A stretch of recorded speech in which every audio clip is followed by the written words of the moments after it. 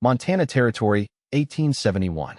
Winter's grip held the mountains in a merciless vice as snow piled higher than a man standing in his stirrups. Lydia Clarke stared through the frosted window of her modest cabin, watching the blizzard rage across the valley. At 22, she had already weathered 3 harsh winters alone since her father's passing, learning that the frontier offered no mercy to the unprepared or the weak. The howling wind reminded her of the truth she'd carved into her heart. In this unforgiving land, independence was survival, and reliance on others was a fool's path to heartbreak. Her long brown hair hung in a simple braid over the shoulder of her well-worn blue calico dress as she stoked the fire. The cabin, small but sturdy, stood as testament to her father's craftsmanship and her own determination to maintain it. A former schoolteacher from Boston, Lydia had followed her widowed father west 5 years ago, carrying dreams that had since been weathered by reality. Trust no one but yourself, her father had told her as he lay dying of pneumonia. The frontier breaks even good men. Since then, she'd kept to herself, trading only when necessary with the folks in nearby Elkhorn Springs, maintaining a polite distance that kept her safe from disappointment. The storm had come earlier than expected, trapping her with dwindling supplies. She would manage, she always did, but the margins of survival grew thinner with each passing day of the blizzard. Lydia stoked the fire and pulled a worn copy of Emerson's essays from her small bookshelf, determined to fill the howling silence with something other than her own thoughts. The sound came so faintly that at first, she believed it to be the wind playing tricks. But then it came again, a distinct pounding at her door, nearly drowned by the howling gale. Lydia froze. No traveler should be out in such weather, and no neighbor lived close enough to reach her cabin through this storm. Reaching for her father's shotgun, she approached the door cautiously. "Who's there?" she called, voice steady despite her racing heart. "Please," came the response, a man's voice barely audible through the thick wood. "My horse went down a mile back. I won't last the night in this cold." Lydia hesitated, her father's warnings echoing in her mind. Opening her door could mean her death, or worse. Yet leaving a man to freeze seemed equally unconscionable. "I'm armed," she called out firmly, "and I know how to use it." "I understand, ma'am," the voice replied, weaker now. "I mean no harm. Just shelter till the storm breaks." With the shotgun raised, Lydia unlatched the door. The wind nearly tore it from her grasp as she pulled it open, revealing a figure nearly buried in snow, slumped against her doorframe. The man who stumbled into her cabin was tall and broad-shouldered, though currently bent with cold. As he straightened and removed his snow-encrusted hat, Lydia found herself looking at a young face, not much older than her own, with striking blue eyes beneath dark eyebrows. Despite the weariness etched in his features, she could see he was undeniably handsome, with a strong jawline softened by a light stubble. His clothes, while practical for the frontier, were of good quality beneath the snow and ice. "Thank you, ma'am," he said, his voice gaining strength as warmth began to reach him. "I feared I'd made a grave miscalculation of the weather." He moved slowly, hands visible, respecting the shotgun still pointed at his chest. "Stand by the fire," Lydia directed, keeping her distance. "But make no mistake, I won't hesitate to defend myself."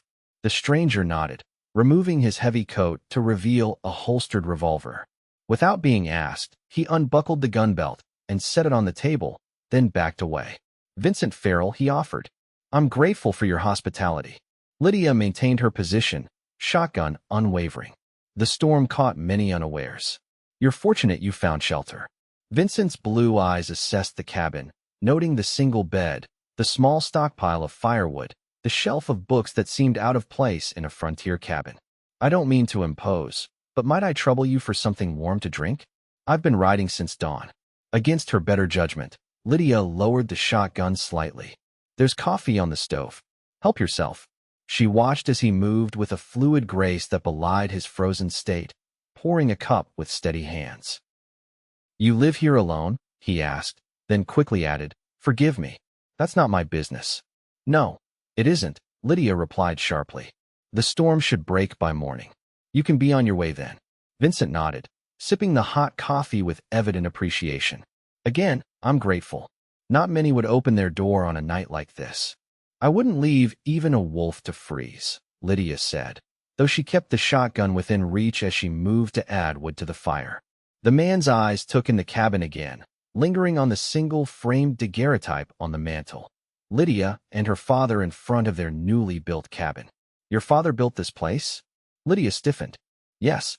He passed 3 winters ago. My condolences, Vincent said softly, his eyes revealing a genuine sympathy that caught Lydia off guard. It's a fine cabin. Solid. Many wouldn't survive alone out here. I manage, she said curtly, unwilling to acknowledge the compliment hidden in his words. As the night deepened and the storm showed no signs of abating, Lydia reluctantly shared her meager supper with Vincent, beans, salt pork, and the last of her cornbread.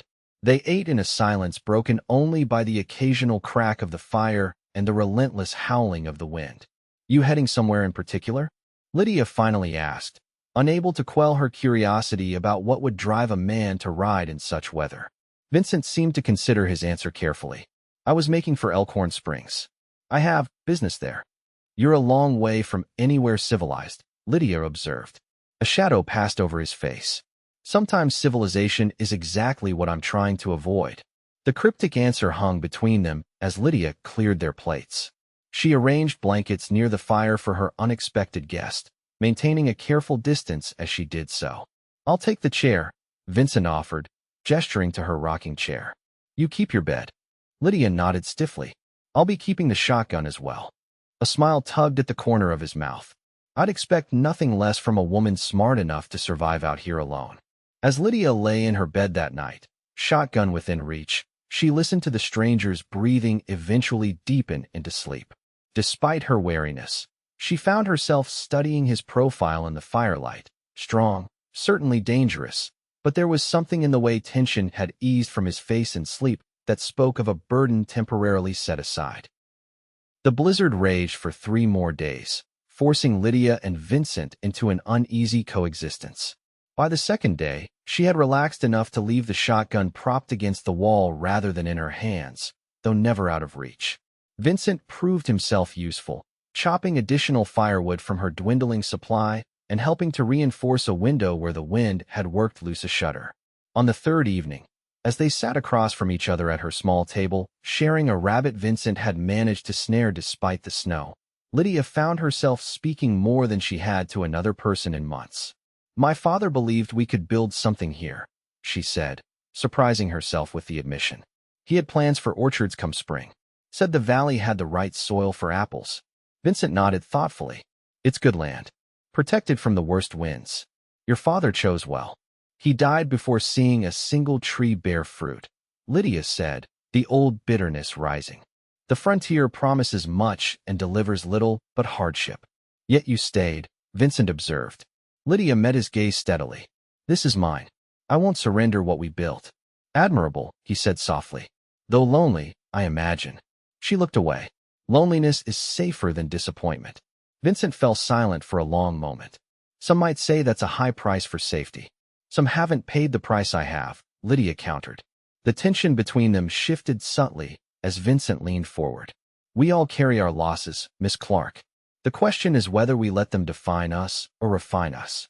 Before Lydia could respond, a sudden gust rattled the cabin more violently than before, followed by an ominous crack from the roof.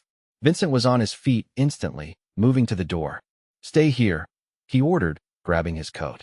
It's my cabin, Lydia protested, reaching for her own coat.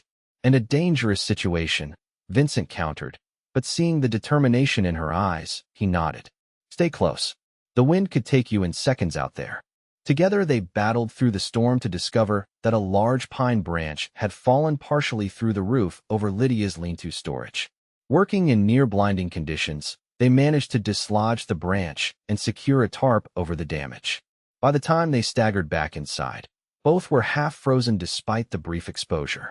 Your hands, Vincent said, taking Lydia's between his own without asking permission. They're like ice. Too cold to object, Lydia allowed him to rub warmth back into her fingers. His touch was surprisingly gentle for hands that showed the calluses of hard work and, she now noticed, the telltale marks of a gunman. You've handled firearms most of your life, she observed, pulling her hands away once feeling returned. Vincent's expression became guarded. Yes. For hunting or for killing? The question slipped out before she could reconsider. His blue eyes hardened slightly. Sometimes there's little difference on the frontier, Miss Clarke. The storm finally broke on the fourth day, leaving behind a transformed landscape of pristine white drifts and crystal-clear skies. As Vincent prepared to leave, gathering his few belongings and saddling the mare he'd retrieved from where he'd left her sheltered in a small ravine, Lydia found herself strangely reluctant to see him go. "You saved my life," Vincent said as he tightened the cinch on his saddle. "I won't forget that. Anyone would have done the same," Lydia replied, though they both knew that wasn't true. Vincent reached into his saddlebag and withdrew a small package wrapped in oilcloth. "A poor repayment, but perhaps useful," he said, offering it to her.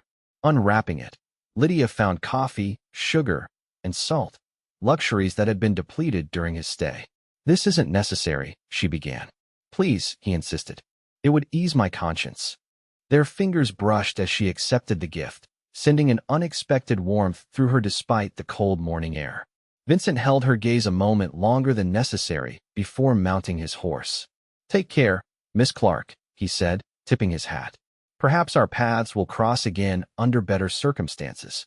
Lydia watched him ride away, a solitary figure against the vast white landscape, until he disappeared over the ridge.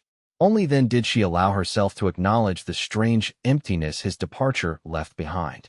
3 weeks later, Lydia drove her wagon into Elkhorn Springs for supplies. The small mining town was unusually busy, with horses tied 3 deep at the hitching posts outside the saloon. "What's the commotion?" she asked Mr. Peterson at the general store as he filled her order. The shopkeeper looked up in surprise. "You haven't heard? The Fletcher gang robbed the bank in Helena last month. Word is Vicious Vince Farrell himself is in the territory hunting them down." Lydia frowned. "Vicious Vince?" Peterson lowered his voice conspiratorially. "Deadliest gun in the territories. Used to ride with outlaws before turning bounty hunter. They say he's killed more men than smallpox. Cold as ice, that one." A chill that had nothing to do with the winter air ran through Lydia. "What does he look like, this Farrell?" "Young for his reputation. Mid-20s, they say. Dark hair, blue eyes that'll freeze your blood. Wears 2 Colts with pearl handles." "Why do you ask?" Lydia forced a casual shrug. "Just curious what kind of men are passing through our territory." She hurried through the rest of her errands, eager to leave town, but as she loaded her supplies, a commotion erupted from the saloon. Men poured onto the street, forming a ring around 2 figures facing each other in the churned mud and snow. "Draw, Farrell," shouted a burly man with a wild beard. "Or are you yellow without your reputation to hide behind?" From her position near her wagon, Lydia could see Vincent clearly, the same man she'd sheltered, now standing coolly before his challenger. His expression was different, though, harder, emptier than she remembered. "Go home, Decker," Vincent said, his voice carrying across the suddenly silent street. "I'm here for the Fletcher boys, not to put another fool in the ground. Too good to draw on me, after what you did to my brother." Decker's hand hovered near his pistol. Vincent sighed, the sound audible in the tense silence. "Your brother drew first. He knew the consequences." "Liar," Decker shouted, and his hand dropped to his gun. What happened next occurred so quickly Lydia barely registered the sequence. Vincent's draw was a blur, his shots so close together they sounded like a single report. Decker crumpled to the street, his unfired pistol falling from nerveless fingers. The crowd erupted in excited chatter as Vincent holstered his weapon with the same fluid grace he'd shown chopping wood at her cabin. It was then that he looked up and saw her standing by her wagon, her face pale with shock. Recognition flashed in his eyes, followed by something like regret. He started toward her, but Lydia quickly climbed onto her wagon seat and snapped the reins, urging her horses into a trot away from town, away from the man whose gentle hands had warmed hers by the fire, hands that had just killed a man with terrifying efficiency. The ride home gave Lydia too much time to think. Vincent Farrell, Vicious Vince, had slept under her roof, eaten at her table, shared her fire for 4 days. The man whose reputation sent shivers down the spines of hardened frontiersmen had helped her secure her roof in a blizzard and had treated her with unfailing respect. 2 days later, as Lydia was hanging laundry to dry in the crisp winter air, she spotted a rider approaching from the valley. Even at a distance, She recognized Vincent's posture in the saddle. Her heart hammered against her ribs as she hurried inside for her shotgun, positioning herself on the porch as he approached. Vincent stopped a respectful distance from the cabin, raising his hands slightly to show he meant no harm. "Miss Clarke," he called. "May I speak with you?" "You lied to me," Lydia responded, the shotgun steady in her hands. "I never lied," he countered, remaining mounted. "Though I admit I didn't volunteer the full truth." "The full truth that you're a killer?" Vincent's expression tightened. "A man with a past, certainly. One I've been trying to put behind me these last 2 years. By killing more men? By bringing lawbreakers to justice," he corrected. "Though some, like Decker, leave me little choice." Lydia's finger rested near the trigger. "What do you want, Mr. Farrell?" "To explain," he said simply. "And to thank you again for saving my life. Few would have opened their door to a stranger in that storm. Fewer still would have done so knowing who I was." After a long moment, Lydia lowered the shotgun slightly. "Tie your horse and leave your guns on the saddle." Vincent complied, approaching the cabin with empty holsters and open palms. On the porch, he stopped a few paces from Lydia. "I was 16 when I first killed a man," he began without preamble. "He was burning my family's farm with my mother and sisters inside. I shot him with my father's rifle, but it was too late to save them." Lydia's grip on the shotgun loosened slightly. "I rode with some bad men after that," Vincent continued. "Did things I'm not proud of. But 2 years ago, I walked away from that life. Now I hunt men like those I used to ride with. Men who take what isn't theirs and hurt those weaker than themselves." "A bounty hunter," Lydia said flatly. Sometimes I work for the territorial marshals. The Fletcher gang has killed 3 families between Helena and here.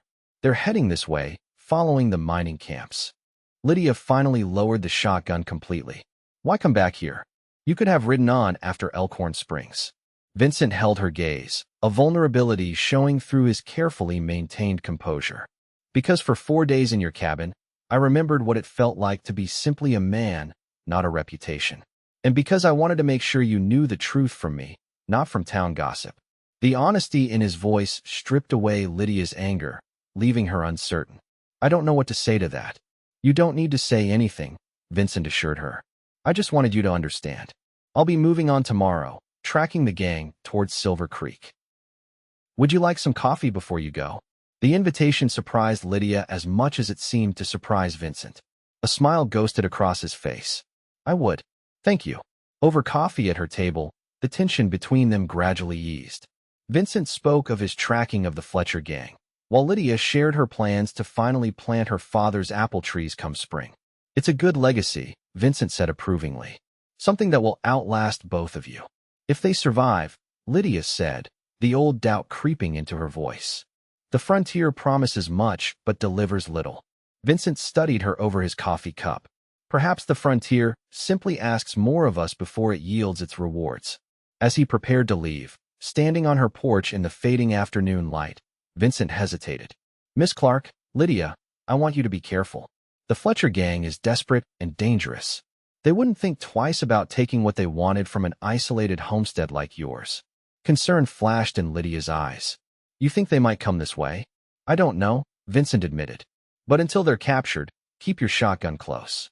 He mounted his horse with the same fluid grace she'd come to associate with him, settling into the saddle before looking down at her once more. "I'm not the man town gossips paint me to be," he said quietly. "But neither am I the simple traveler you sheltered. The truth lies somewhere between. As it does for all of us," Lydia replied, surprising herself with the insight. Vincent's smile reached his eyes this time. "Indeed." He tipped his hat and turned his horse, but paused before riding away. "If you're willing, I'd like to stop by on my return journey. Perhaps check on those apple trees." The invitation hung in the air between them, freighted with unspoken possibilities. "I'd like that," Lydia found herself saying. "The door will be open." 3 days after Vincent's departure, Lydia woke before dawn to the sound of horses approaching her cabin. Heart pounding, she grabbed her shotgun and peered through the window to see 4 riders dismounting in her yard, their faces obscured by the pre-dawn darkness. "Hello," the cabin called a rough voice. "We need food and shelter." Lydia remained silent, loading both barrels of her shotgun as quietly as possible. "We know you're in there, woman." The voice came again, harder now. Open up, or we'll break down your door. I'm armed, Lydia called back, steadying her voice. There's a town 8 miles west. Seek shelter there. A harsh laugh answered her. Now that ain't neighborly. Boys, show the lady we mean business. A shot rang out, splintering her window frame inches from where she stood. Lydia ducked reflexively, her mind racing. These had to be the Fletcher gang Vincent had warned her about. Last chance, the voice shouted. Open up now, and maybe we'll leave you alive when we're done.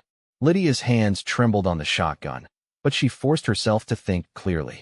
The cabin's walls would stop pistol shots, but they couldn't burn her out or eventually break down her door. She needed to act. I'm opening the door, she called. Don't shoot. Keeping the shotgun hidden behind her skirts, she unlatched the door and pulled it open slightly, enough to see 4 rough men standing in her yard. Their leader, a wiry man with a scarred face, grinned nastily. That's more like it, he said, starting up her porch steps. Now be a good girl, and Lydia swung the door wide and fired both barrels into the porch roof above the men's heads, sending splinters and snow cascading down on them. In their moment of confusion, she slammed and barred the door, then ran to the back window. Gunfire erupted behind her as the men recovered, bullets thudding into the cabin's thick logs. Lydia wrenched open the back window and climbed through, dropping into the snow behind her cabin. She'd barely made it to the edge of the trees when she heard the door being broken down. Find her, the leader shouted. She can't have gone far. Lydia ran through the snow toward the creek, knowing her tracks would be clear, but having no choice. She needed to reach the hidden cave where her father had once stored supplies against Indian raids, a secret place that might offer temporary shelter. She had almost reached the creek when a bullet kicked up snow beside her. Turning, she saw 2 of the gang members closing in, their guns drawn. Got you now, bitch, one called triumphantly. Lydia raised her empty shotgun defiantly, knowing it would do no good, but refusing to surrender without a fight. Just as the men took aim, shots rang out from the ridge above, precise, controlled fire that dropped both pursuers before they could react. Vincent appeared on horseback, 2 smoking revolvers in his hands, scanning the area for further threats. His eyes locked with Lydia's for a brief moment before he wheeled his horse toward her cabin, where the other gang members were now emerging. Farrell, the leader's shocked cry carried clearly in the cold air. Vincent's voice was ice. It's over, Fletcher. Throw down your guns. Instead, both men opened fire, diving for cover as Vincent charged toward them, returning fire with deadly accuracy. One man fell immediately, while Fletcher made it to the woodpile, firing frantically as Vincent dismounted and advanced, seemingly unconcerned with the bullets flying around him. Lydia watched in horrified fascination as Vincent cornered Fletcher, disarming him with a shot to the shoulder before closing in to deliver a knockout blow with the butt of his revolver. The silence that followed seemed deafening. Vincent secured Fletcher with rope from his saddlebag, then turned to find Lydia watching from a distance, her face pale with shock and cold. Are you hurt? He asked urgently, crossing to her. Lydia shook her head, unable to speak as reaction set in. Vincent gently took the empty shotgun from her trembling hands and guided her back toward the cabin. How did you know? She finally managed. I intercepted one of their gang in Silver Creek, Vincent explained. He confirmed they were planning to hole up somewhere in this valley to avoid the marshals. He paused, his expression grim. I rode all night to get here. Inside the cabin, Vincent built up the fire while Lydia wrapped herself in a blanket, still shaking from more than just the cold. The bodies outside would need dealing with, and Fletcher would need to be transported to the authorities. But for now, they simply sat in silence before the growing warmth of the fire. You saved my life, Lydia said finally. Again, Vincent looked up from the flames, his face softened from the hard mask of the gunfighter she'd witnessed. You saved mine first, he reminded her quietly. Why did you come back? She asked, needing to understand. You could have let the marshals handle Fletcher. Vincent's eyes held hers steadily. Because I knew they were heading toward you, and I couldn't bear the thought of reaching your cabin too late. Like I was too late for my family. The raw honesty in his voice broke something inside Lydia, and tears she'd held back for years, since her father's death, since accepting her lonely existence, finally fell. Vincent moved to her side, hesitantly placing an arm around her shoulders, offering comfort without demands. The frontier isn't just harsh and taking, he said softly. Sometimes it gives, too. It gave me a second chance when you opened your door during that blizzard. Lydia looked up at him through her tears. Is there really a place for someone like me in this life? A woman alone. You don't have to be alone, Vincent said, the words hanging between them like a promise. Not unless you choose to be. As spring transformed the valley, Vincent returned to Lydia's cabin frequently between his work with the territorial marshals. His reputation as Vicious Vince had begun to fade as stories spread instead about his role in bringing the Fletcher gang to justice and protecting settlers throughout the territory. Together, they planted her father's apple trees, 20 saplings in neat rows behind the cabin, each one carefully tended and watered through the early growing season. Vincent built a proper fence to protect them from deer and reinforced the cabin's roof and walls against future storms. On a warm evening in late May, as they sat on her porch watching the sunset paint the valley in gold and crimson, Vincent took Lydia's hand in his. I've been offered a permanent position with the marshals, he said. A chance to use my skills to protect people rather than hurt them. Lydia felt her heart sink. You'll be leaving then? That depends, Vincent replied, turning to face her fully. The position is in Helena. It would mean a steady income, a respectable life. He paused, his blue eyes intense with emotion. It would mean I could offer a future to someone I've come to care for deeply. Lydia's breath caught in her throat. Vincent, I know it hasn't been long, he continued, but in this territory, life doesn't always give us the luxury of time. I've seen enough to know what matters. He squeezed her hand gently. You matter, Lydia. Your strength, your kindness, even to a stranger who brought danger to your door. They changed me. What are you saying? Lydia asked, though her heart already knew. I'm saying I love you, Vincent said simply. I'm saying I want to build a life with you. Here, with your apple trees, or in Helena, or wherever you'd be willing to go. Tears filled Lydia's eyes as the walls she'd built around her heart since her father's death finally crumbled completely. I've been so afraid to trust, to believe in a future beyond mere survival. I know, Vincent said softly. So have I. Perhaps that's why we found each other. Two people who needed to remember that surviving isn't the same as living. Lydia looked out at the valley, at the small green shoots of the apple trees they'd planted together. My father always said this land had promise, if someone was willing to work for it, to believe in it. He was right, Vincent said, following her gaze. I love you too, Lydia whispered, the words both frightening and freeing. And I want that future, our future, whatever it looks like.